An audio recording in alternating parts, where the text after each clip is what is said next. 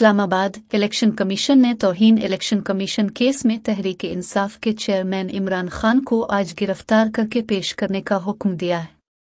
Election commission ने गुज़िश्ता रोज़ Islamabad police को chairman PTI को गिरफ्तार करने का हुक्म दिया।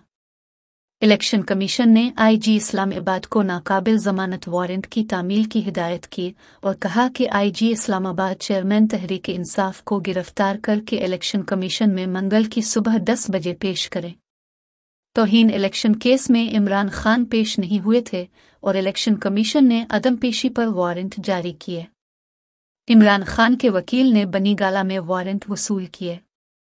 चेयरमैन पीटीआई के नाकाबिले जमानत वारंट उनकी रहायशगाह पर मौसूल करवा दिए गए।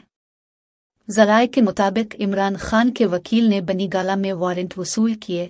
एसएचओ थाना बनीगाला ने चेयरमैन पीटीआई की रहायशगाह पर वारंट वसूल करवाए। अलिफादेर वकील पीटीआई शेर अफजल मुरव्वत ने तस्दीक की कि इमरान खान ने आज इलेक्शन कमीशन में पेश होने का फैसला कर लिया है।